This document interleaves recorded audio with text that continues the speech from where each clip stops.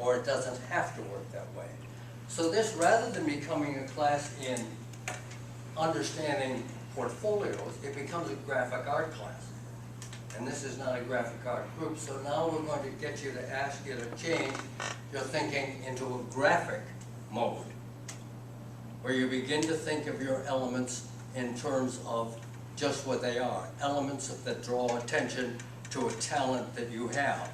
So when I start out with this field, and I decide to put it in this field, I may decide that that's all I want to put on the page. And I don't need this to get over here. Or I do need this because I've got a second thing. And therefore, I want to put it over there. But what have I come up with? I come up with a portrait format. So the next thing you need to think about is this 11 by 17 is also, this is also an 11 by 17.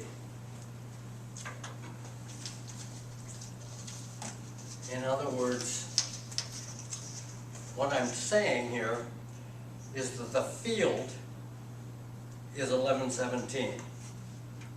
The image on this one is about 15, and it's only about 8 inches high. So I am not committed to either this field or this image. I'm committed to finding on this page what I'm going to tell in my story of talent to whoever I'm talking to. So, although there might be, this is what, all fashion designers, anybody come in from another class?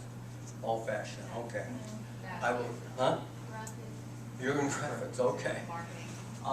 What we're going to try to do is, your field is not my subject, so I'll try to make the transition, but it's going to be rough. Here you have a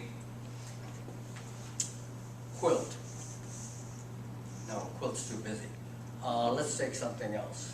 You have a shawl, or several shawls. What I'm trying to tell you when I'm talking about my talent is my sense of color. Okay? Now, obviously, there are other elements.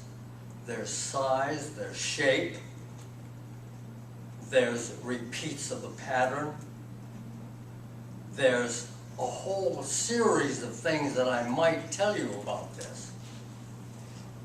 But what I want to tell you is my sense of color. We're going to turn the page, and when I turn the page, we're going to talk about my sense of size and proportion. Okay. We're going to turn another page, and we're going to talk about how well I understand how repeats work. I don't turn a page and say, let me tell you about color, let me tell you about repeats, let me tell you about shape, let me tell you about this, let me turn another page, let me tell you about color, let me tell you about repeats, let me tell you about size, let me tell you shape, and keep turning the pages and keep telling the same story, because in the end it becomes here she comes again with the same story all over again. I heard all that story again. When is this all going to be over?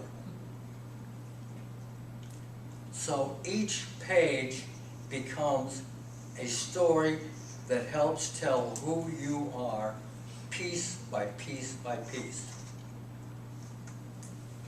Now that's not the first 3 or 4 pages. In the first 3 or 4 pages, you get to tell them the whole story. This is who I am, this is my grandmother's name, she encouraged me, my mother drove me to school, the teachers loved me, I was encouraged by my high school teacher. You get to tell them whatever you want to tell them. And you're turning some of your best stuff. Then after 3 or 4 pages, 2 things happen. They've seen some great work, and they now have a critical question. And the critical question is what? What did she say her name was? Because up till then, they didn't care. They didn't even want to talk to you. You have now, in the first 3 or 4 pages, given them a reason to pay attention, sit up, and say, wow, I'm looking at some really great stuff here. And now they want to know who you are. Most people that interview people, interviewing is not like a full-time job. They're not they're not hiring 1,200 stewardesses. That's a full-time job. A fashion designer, that's not a full-time job. They don't have a lot of those. So they have somebody that comes away from a project that Charlie gave them, that's due out at 2 o'clock, you're here at 1 o'clock, he's going, oh, I'm never gonna meet Charlie's deadline, but I gotta go talk to this person. So he comes away reluctantly from this project, says hi, smiles, you think you're in the door, and what you've really got to do is tell them that this now is more important than Charlie's project at 2 o'clock.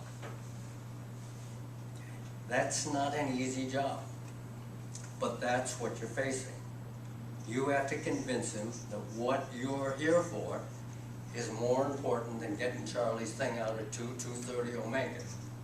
Right now you're looking at talent that you need to pay attention to. So what you do here is focus on that element of the page, whether you move the full page or not. The other thing that happens is that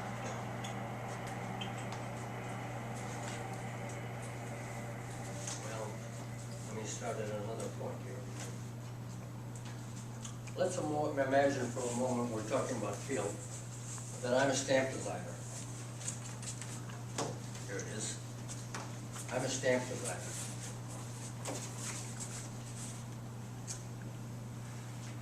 I have bought a binder that gives me an 8.5 by 11 field. Doesn't have anything to do with the size of the image. Okay. Now I said that this was an 8.5 by 11 because the first number is always the binding edge. Okay. The second number is the horizontal. So this is an 8.5 by 11 binder, and I'm a stamp designer, and I'm telling you about my sense of composition. When I tell you that I'm a stamp designer here, I bought a bigger field. I'm still a stamp designer. I'm still telling you about composition. But when I get to the end, and I tell you that I can do a stamp like this that you can sew in the back of all your garments to make your stuff stand out, and it's only going to cost you $5,000. And you go, you gotta be kidding me. Here,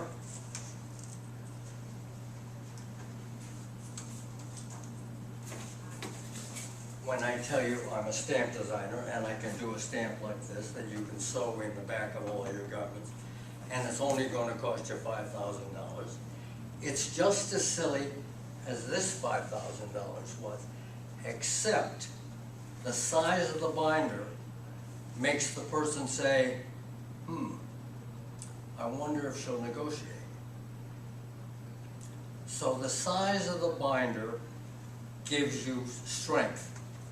And how you use the field to give yourself that size and utilize that size is one of the ways that you draw the person into the idea that you have come with talent, strength.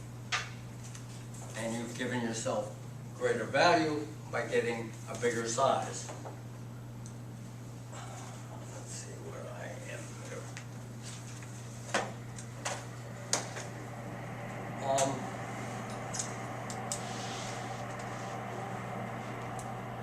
in putting your presentation together, you're going to go through 4 years worth of work. And you're going to have a lot of stuff that you can use. Generally, as I said, the first 3 or 4 pages become critically important. Your best stuff is up in front.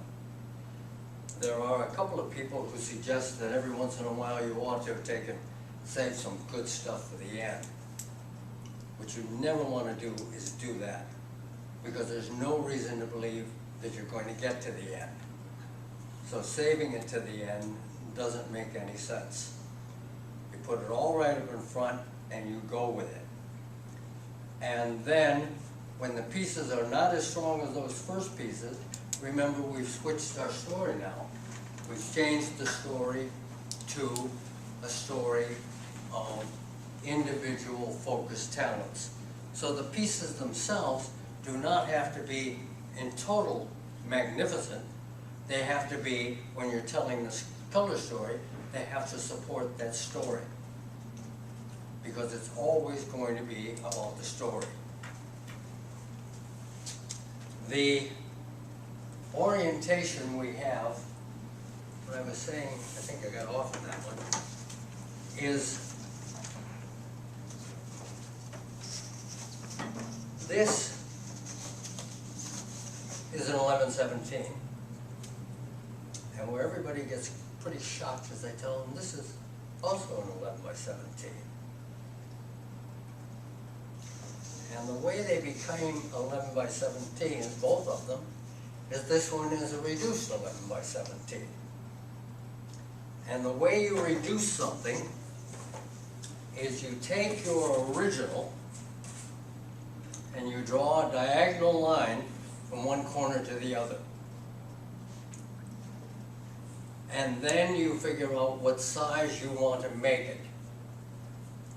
So that if I wanted to put this 17-inch binding edge by 14 image in a 14 by 11 binder,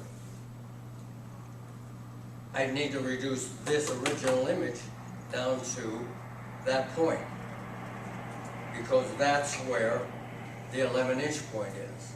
And this 17 comes down to that point, and you now have a 14 by 11 binder.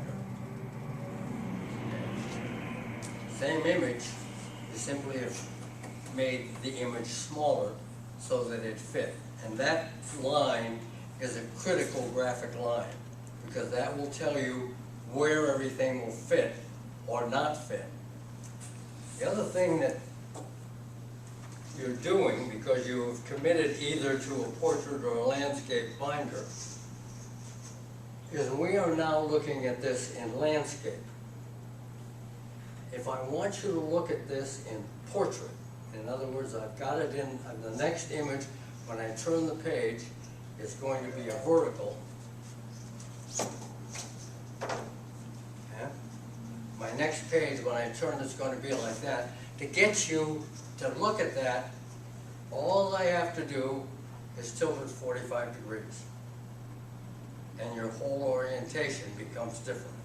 So it's not a lot of flipping around and moving your binder back and forth. You simply draw down the corner, and the person who is viewing it has a totally different view of it, goes from landscape to portrait. 45 degrees does that for you. So you don't have to particularly worry about whether you're mixing landscape and portrait together, because they work together. You simply have to understand that you have to make that rotation. You of course don't want to do that in the first 3 or 4 or 5 pages, because then you got the guy dancing for you. So what you want to do is you want to stay with the same orientation up in front, and then if you've got a change, you pull it down and you go back to your original format, or this way. It does the same thing. 45 degrees changes the orientation. So landscape and portrait work together. One of the advantages that you have in moving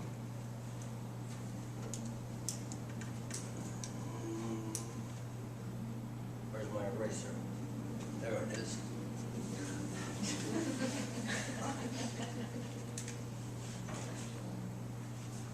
this has two sides. When you present to whoever you're going to present to, you make sure that they are standing here and you are standing here.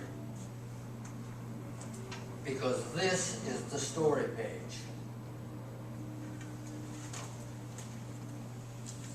You're standing here, they're standing here, you're telling your story about that page. So the right-hand page is always the story page. This is the support page.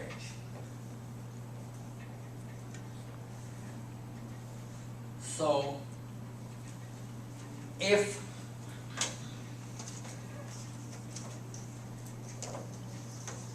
I'm telling the story of design, and to support it, I'm telling the story of fabric, how well this fabric helps my design. The story is about design. The collateral piece is the fabric that makes it work. Or it's a fabric story. I really understand fabric, how it drapes, how it folds. Okay? So it's a fabric story. And look how well it looks in this design. So, story, support. One of the things you want to keep in mind because you're in the front end of your career, this is why you're here. It's the design story. This is why you're going to get hired. And the reason I say that is the designer has got his name on the door. Has spent a long time making sure he has a place in the marketplace with his design.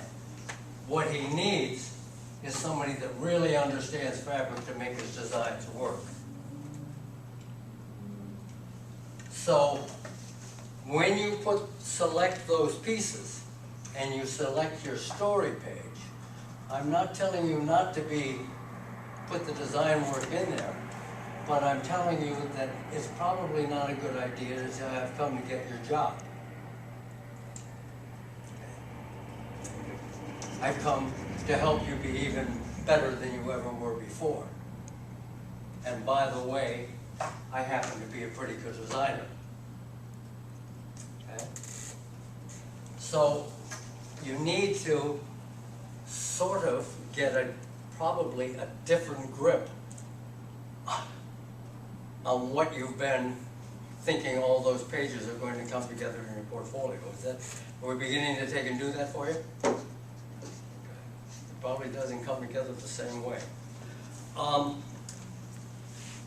One of the things that happens because of this layout is I can put that here. Remember we had the piece where we only had one piece that we wanted to tell, a little portion of it that was going to tell me, and this is my story page. I can put my work like that. Because your binder is a screw-post binder, which we're going to talk about in a minute. But that seam is not, although it cuts the work, and you've got a piece mounted on this side and a piece mounted on this side, graphically it becomes an interesting layout. Particularly if you haven't got any particular strong reason to use the left-hand side. Okay? So, it also works this way. So that I can make my 11 by 14 bigger and have my story here and make the relationship there. So when you put things together, the reason I wanted you to get outside of the field that you have printed on or worked on is because what you're looking at is elements and how those elements fit. And they don't necessarily fit or tell a story in the size or the shape that they are in right now. So you should have the ability to take and look at look at the piece, look at what the story is that you're going to tell about that piece, and figure out the best way to put that story here. If it becomes a story of a little piece let me show you how this becomes an embroidery story, okay? Detail. Well, a big picture that has detail on it maybe wants to say, this was the piece I designed, and look at the blow-up of the detail. Okay. So here's the piece, look at the collar, look, I want you to really look at the collar. Okay. So it becomes, you've got this big piece, it's got that marvelous collar, you want to tell them about that piece, but it's not there. You don't have that thing there. So what you have to do is when you're putting your pages together, capture it. Take it off the dress, put it on a piece, put that piece in a place that makes it graphically work and strong for you to tell that story about the detail. They come together that way. So as you're looking at this work that you've done, what you need to do is go back and look at it differently than it's been done. Because one of the things that's going to happen is two things are going to happen. Is you're going to show up with a binder that's all 11 by 14 with 11 by 14s in it, and they're all going to be the same scale and foot, and it's going to say, student just got out of school. Okay. Love what she does, think I can get her cheap. Want the talent, want to give her a job, going to be able to take and beat her up before I hire her. So what you want to do is say that that's not the case, and you want to do it in a graphic and strong way. And the other thing you're going to do is that 3 years from now, you're going to take and say, I can't go to work for somebody that does children's clothing. And you get up on a Monday morning and you say, I can't do one more pair of feety jammies. It's not in me. I can't do it anymore. Okay? Now you've got this 3 years worth of work of children's clothing, and you're trying to explain that your talent goes beyond that.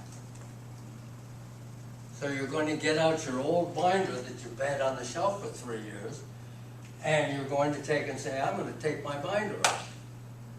Well, if I take the binder that's 3 years old out there, they're going to say, what have you been doing for the last 3 years? And you're going to say, I've been doing this really terrible feety jammy stuff. I can't do it anymore. Look at my talent. Okay? So you're going to have the orientation, the size, the look of everything is going to change from here forward, but it's going to come back into this to support your ongoing career. So you need to keep in mind that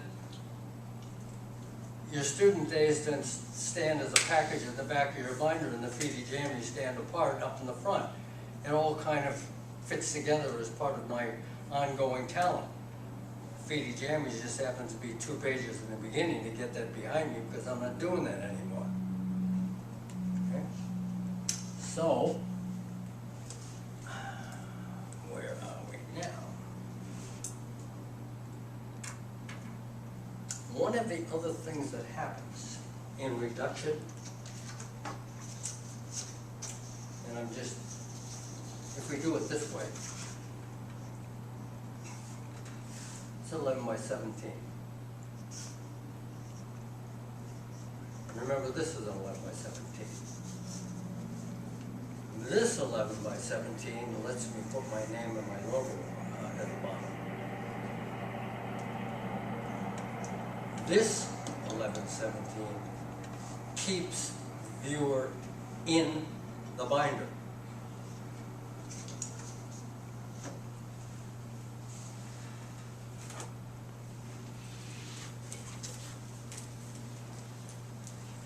image, story about color. You're in the binder because the image is in the binder. If I want you to take and pay attention to me, not my story of color, and I'm as much a part of this story as the image it is, because the image runs out and works or doesn't work with my shirt or the big granite table that I put it on or whatever else. In other words, once I go out to the edge with my detail, the image, I let the viewer outside of my binder. Okay? So there are things that I can do to eliminate that.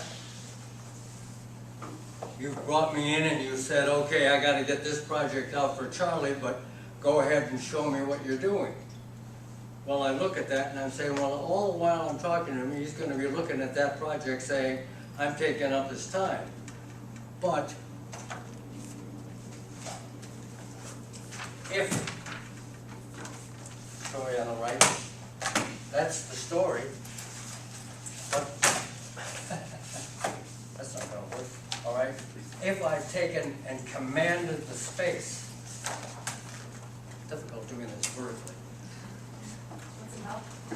If I have gotten a case that I brought my binder in, I can say, Charlie, you're going to have to wait. I can command the space, and I now have given myself another border around my work. Okay? So this becomes a carrying case to get you there, but it also becomes a tool that says, okay, we're not going to compete with your big granite table or your Charlie's work or whatever else you've given me. So what you need to think about again is, although the field is 14 by 11, the field and the size of the image and what you do with that field, they don't have anything to do with one another, other than the fact that 14 by 11 limits you. And what you have to do is get sensibly and cleverly inside of that limit. And some of the things may go edge to edge. Maybe it's a piece of fabric that just goes edge to edge and just screams out wonderful, and doing it any smaller wouldn't work. So, as you look at each one of the pieces that you're working with, each one of those pieces is what's going to take and build the story, not the image the way it comes out of the Xerox machine. Types of presentations. There are lots of ways to make a presentation for a job. One of them, the absolute worst one, is a box. Good stuff in here. You're really going to like it when I show this to you. Well, I'm going to do that now. Take that open, and I tell you my marvelous story. Maybe it's on an easel, maybe it's somewhere else. Then I put it down, and I get ready to tell you my next story. And while I'm telling you this story, Charlie comes in the room, somebody sees Charlie and says, Charlie, look at this. And I'm going, now I'm in a J.C. Penney moment. My image is over with Charlie, my story is up here talking about this thing. And Charlie has no way of knowing how wonderful this thing really is unless he figures it out for himself, which he's not going to do. So once I begin to take and have pieces floating around the room, I have a major, major, major problem.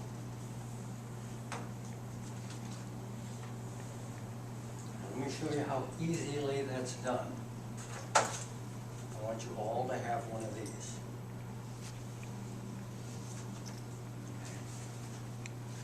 And I want you all to pay attention to what I'm doing with the box. Once you've got the handouts going around the room, I no longer have the audience. I no longer have your attention. Because now you've got something else to read. In other words, this is about, I can't wait to get home and read it. I can read it now. So once you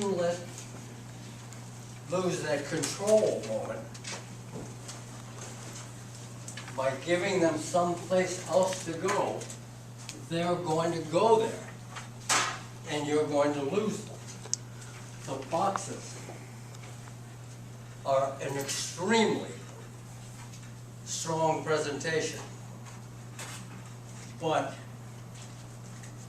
unless you're able to take, and when this board, when she reaches to that board, unless I'm strong enough to go, pardon me, don't touch my board. I know that you're the person that's going to hire me, but don't touch my board. I don't think you want to get yourself into that place.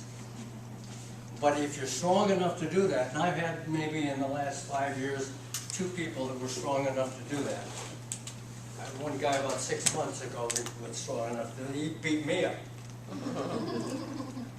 I'm old and don't beat up very easily anymore. So boxes are great. And you want to keep in mind boxes down the road, because if I had one board, one story, one design, one magnificent dress that you're going to wear to the Oscars, and it's going to cost you a fortune. You buy a box that costs a fortune, and you have an unveiling of what's going on. All of your, how much of your work is done on boards and how much of them are just sheets? Are any of them on boards? Monitor boards? Yes, no, some? I do a class like this at Art Institute, and they have the same problem that I think you probably have. In the city of Dallas, people have never heard of flat paper. How many people have heard of flat paper?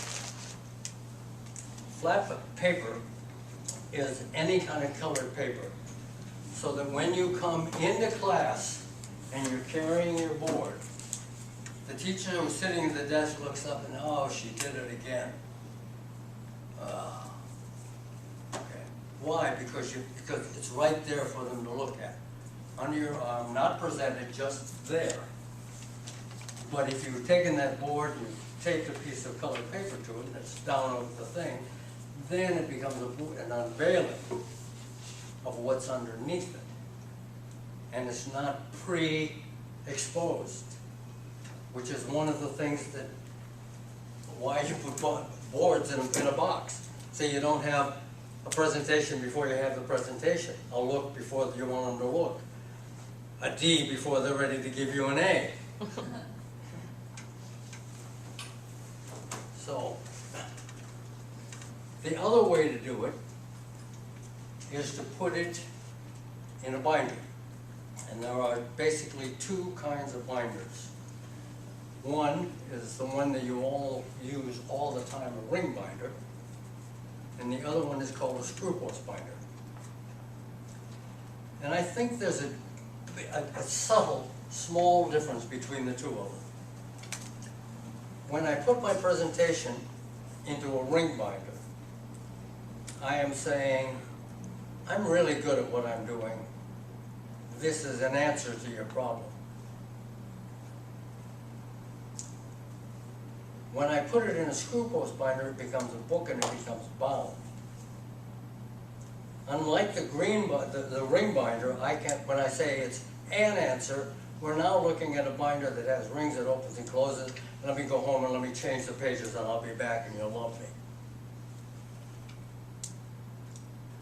It was, I have an answer to your problem. Okay. When I put it in a screw post binder, it's bound like a book, and I'm saying, I'm really good at what I'm doing, this is the answer to everything you're looking for. So it's a subtle difference, like the difference between the left and the right shoulder. The difference between having a 32nd of an inch tilted on the page. It is a subtle difference, but it is an important difference of who you're saying you are. The ring binders come in a lot of different styles. This one is made in Paris by Pratt and does a really outstanding job of being a ring binder. But it's a ring binder. So, the other way that you see ring binders is if you go to any place other than Graphics DFW, you will find a lot of presentation things presenting themselves as that are made of something, made to look like something, generally plastic made to look like leather, and it'll have a zipper, and it'll have handles. And it's critical that you avoid that major mistake. Zippers and handles are about you and getting there. And once you get there, with your zipper and handle portfolio, we have them, we sell them. But this one happens to cost $300, so it's kind of breaks my own rule here. The zipper closes the work, the handles get you there. When you get there, your work is framed by the zipper, and the handles are flopping around and going like, what was that all about? And we all understand that this is not about you and getting there. It's about making a strong presentation, and zippers and handles don't help you do that. So no zippers, no handles. Okay? If you want a zipper and a handle and a carrying case, it's a great thing to have, and we'll talk about this thing costs, I think for the size of the binder you're talking, it costs about $8. It's nylon, it's got a zipper, it's got handles. I try to get people to take and use their stitchy thing and take the handles off because I hate them. And it's not particularly always sized the right size. So any of you that know how to sew should be able to take and resize it. In most days, just a stitch across the bottom to shorten the depth. And it becomes that other tool that you have to control it. The zipper and the handle job doesn't do that. It's got everything all built into one big disaster. Between ring binders and screw post binders, there are a couple of other binders. This happens to be what's called a rod binder. Again, comes from Pratt. And this becomes women's fashion. This one becomes men's fashion. This one becomes feety jammies. So it's one binder with a cartridge that fits in and out. You slip it in there, you go out to the car and say, these people are men's fashions, I better take the women's fashions out. So I'll open it up and I'll put the men's fashion cartridge in there. So it becomes one binder, multiple presentations. When you get to a point where you have got a collection or two, then it becomes, you come back down and say, Greg, I need to get that cartridge binder. Just for wonderfulness, this is made of leather with a lappet closure. There's a ring binder and a suede on the inside. And again, is a ring binder. I mean, but these rings open and close so you can change the pages on. We take some time when we get done with all of this, and you can look at all of these.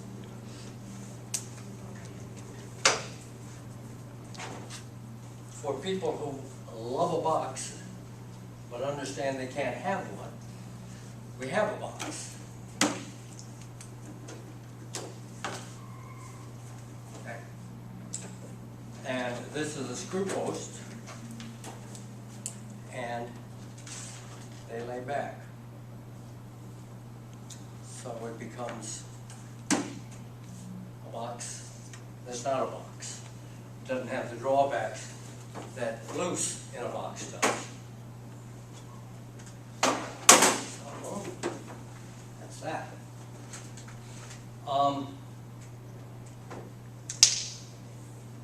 Screw post binders literally are what I just said they were. They're a screw post binder.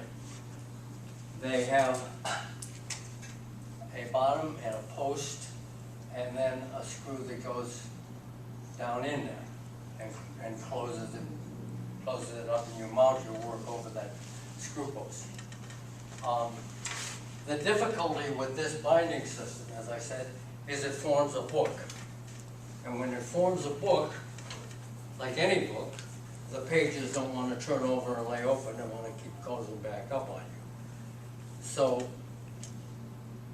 where a ring binder, you don't have that problem. They turn right over.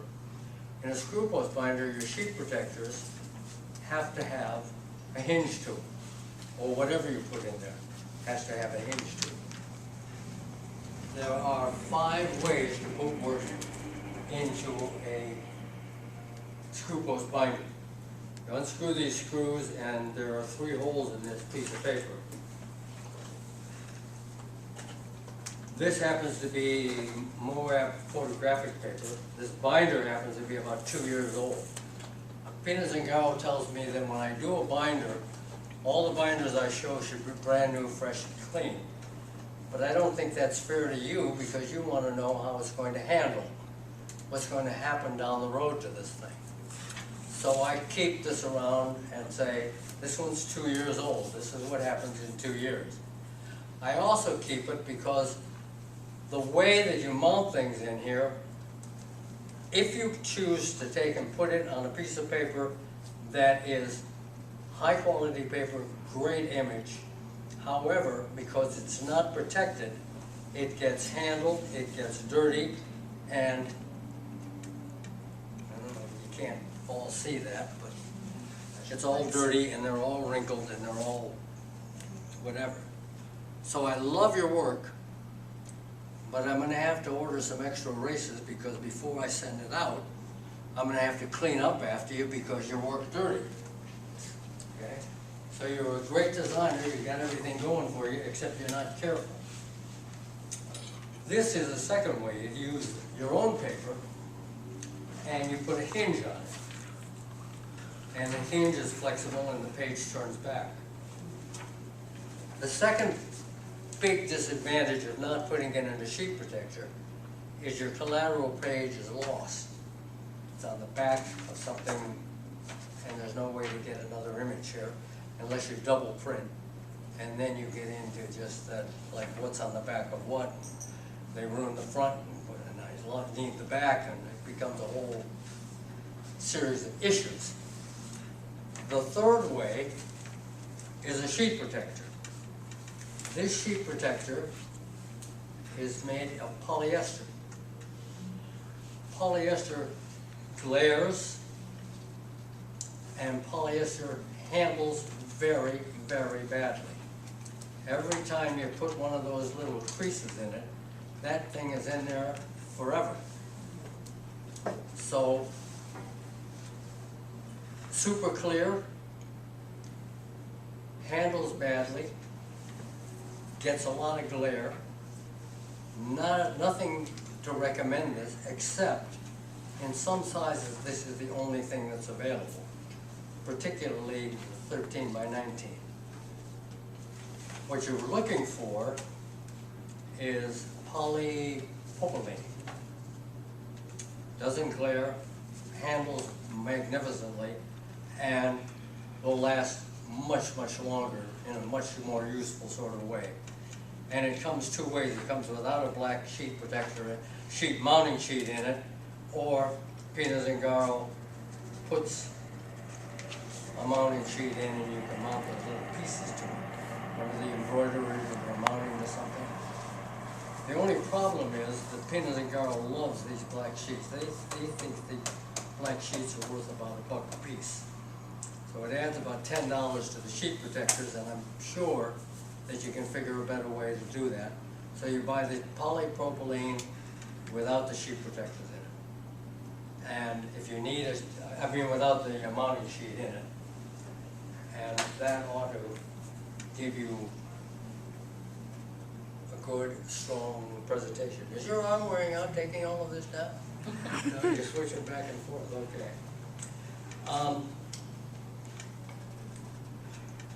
I mentioned wear and tear. And everybody is going to take and say, I've got this really great looking binder. Is it going to ever get scratched? Is it ever going to get dirty? It's going to get both. It's going to get dirty, you can clean that. It's going to get scratched, and you can't do anything about that. And what I say about scratching and all the rest of that, wear and tear, really a good thing when it happens. When I was very young, I had a leather briefcase, Italian. It was gorgeous.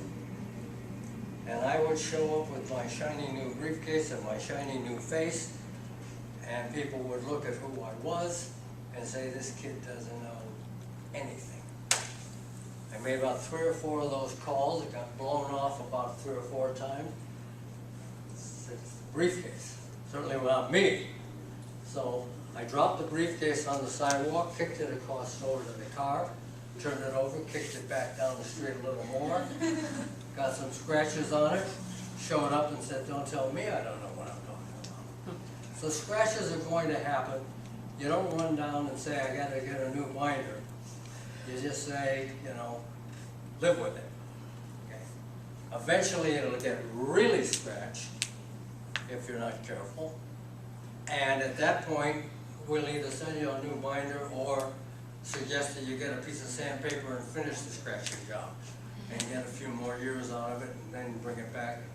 We'll say, we'll call that one dead. So scratching and denting, no big deal. Remember Charlie, and he came in and he gave that guy the assignment that had to be out at 2? Well, Charlie's the kind of guy that comes in at 4 o'clock in the morning, makes all the decisions by 8 o'clock, by 9 he's gone. And everybody's got their work for the day. But Charlie's in charge. So there you are at 1 o'clock, you're interviewing, it's going well. The guy says, I think you've got the job. I'm going to have to talk to Charlie about this. Can you leave your binder with me? We'll talk to Charlie tomorrow and give you a call. The answer to that is, I'd like to do it, but I can't. Never, ever leave your binder for any reason. Leaving your binder is like sending your disc up to J.C. Penney. They look at the images, Charlie looks at the images, and says, yeah, it's nice stuff. The answer to that is, can't leave my binder, but I've got 2 samples of my work. I'll leave that with you to talk to Charlie about. And then you tell Charlie that if he comes in at 4 to look for me, because I'll be sitting on the steps out in front waiting for him, with my binder and my story together, and we can make a presentation to the guy that's going to make the decision. Once you leave your binder, and you go outside and you get in your car, you say to yourself, the story is about sitting behind the wheel of my car, and my images are sitting in there with nobody to explain them. Never going to happen if you don't have the story and the images together. The images by themselves don't tell the story. So we never ever leave behind.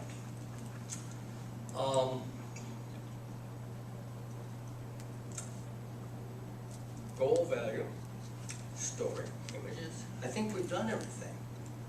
Portrait, layout, works, name and logo. What have we missed? We haven't missed anything. Again, what you're working toward is a story that gives you value and gives you strength. If you've done a good job of putting it together, you'll take all three of those things out of your binder. You'll give yourself value, you give yourself strength. All of that will come from putting together a strong presentation and having a story that goes along with it. Because up till today, I don't think you've understood or appreciated how much the story has to do with the images. What you thought you were going to do was put together a really great looking binder and get an A. And that may happen. But if you don't have a story to go with it, when you take the binder away from class and you go out into that cold world out there, and there's no good story to go along with it, the binder is not going to serve you. So mom and dad, boyfriends, girlfriends, little sister, big sister, somebody's got to listen to all of those stories, and every page has got to have one of those. And the other thing is, surprisingly, I told you about the guy with the boards was super strong. He didn't need a whole lot of this. But I had a young fellow came in to buy his binder 2 weeks ago, and he was the nicest, sweetest, kindest, gentlest, couldn't be better, loved everything. It was wonderful. Can I have the job? Give me a break. Okay? You have to get in their face. Okay? I'm not telling you to be rude, but I'm telling you, if you've got power and you've got strength and you've got a story to tell, tell it. And be strong in doing it. Before that young fellow left, I told him he was too nice. And he said, well, you're old. And I said, yes, I'm old. And that's a good reason to be nice to me, but not good enough to get a job. Okay? What you have to do is you have to, and he came, I said, well, you go home, put your stuff together, bring your binder back down, and come down and tell me the story and get in my face. And I said, I'm here, you know, from 9 till 6 every day. Be happy to take and hear you take and jam it right down my throat. Because that's what it's going to take. So it's the story and how you tell it. So take the criticism as it comes. There was another guy who he bought a binder, and he had Jimmy Jones, and he had swirls in him. He was all over the place. And his problem was that he thought this was important. And I was having a heck of a time telling him that this was not important. And he skipped the part where I talked about the difference between the fabric and the design and whose name is on the door. He was there to have a name on the door. Name on the binder, name on the door, name on everything. He was at the other side of where the mouse was. Somewhere in between there, there's a happy balance. And what you're looking for is that happy balance. And being verbal about what your talent is probably not a real strength of any of you. But you've got to make that a strength, because it's going to take that to move that talent into a desk where you can get the job that you want.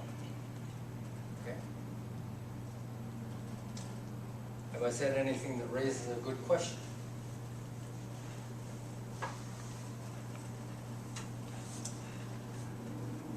Have I scared any of you? Pretty much answered all of the questions.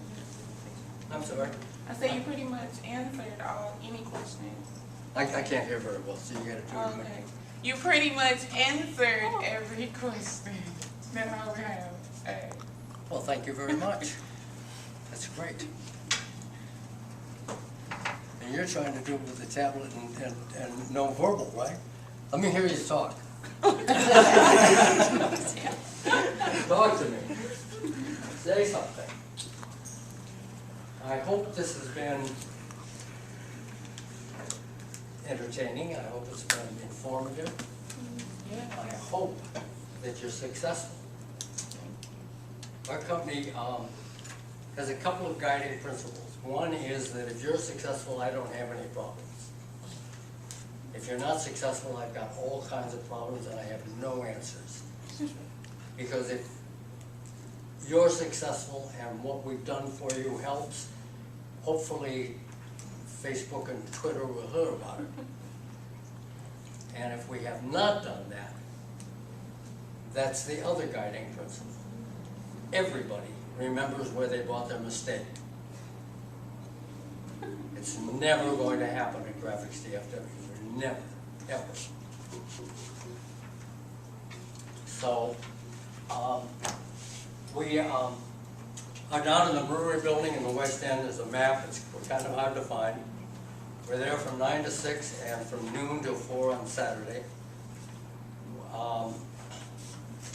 If you have not had this class and you come in to buy a binder, you get this class before you buy a binder down in the store. People don't quite understand how, you know, this is not the Gap. You don't come in here, pick binder, Levi's, and leave.